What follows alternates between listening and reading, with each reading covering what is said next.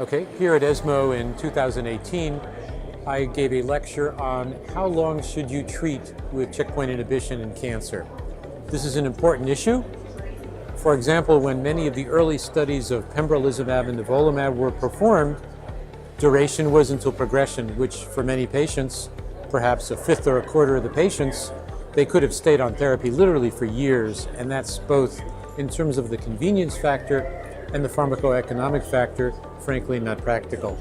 So the question that I was asked to address in a session here was how long can you safely treat, that is, what duration of therapy would it be safe to use in patients with melanoma, lung cancer, bladder cancer, all of the PD-1 sensitive tumors, how long would you treat with checkpoint inhibition? And there are some data that lead us to make some conclusions about this topic.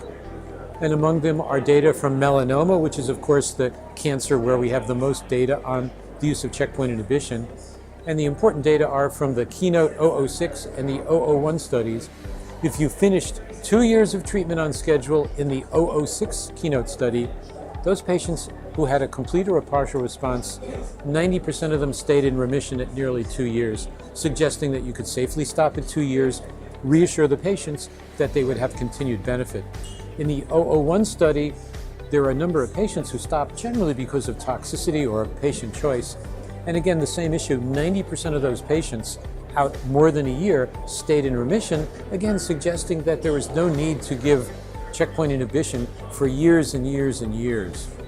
Now, in contrast, there actually has been one study that prospectively studied the issue of whether you could give perhaps a limited 1 year of treatment, and that was the Checkmate 153 study in lung cancer, not in melanoma.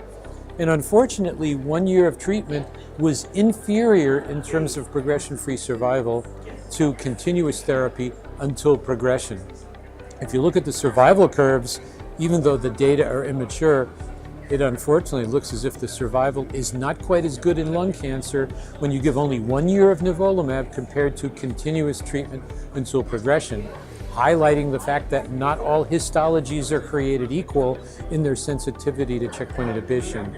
Nonetheless, in melanoma, there have been a number of studies where patients who achieved a complete or a partial remission at 1 year received a PET CT scan, and if those PET CTs were metabolically negative, those patients would stop therapy and did very well, generally after 1 year of therapy. So how does that change my practice? I will have patients in melanoma get treated up to their maximal benefit for at least 1 year, not more than 2 years. And at 1 year, I'll check a PET CT, and if it's metabolically negative, I'll feel comfortable perhaps giving them one additional cycle and telling them to stop. So again, this addresses an important issue of toxicity, convenience, and pharmacoeconomics.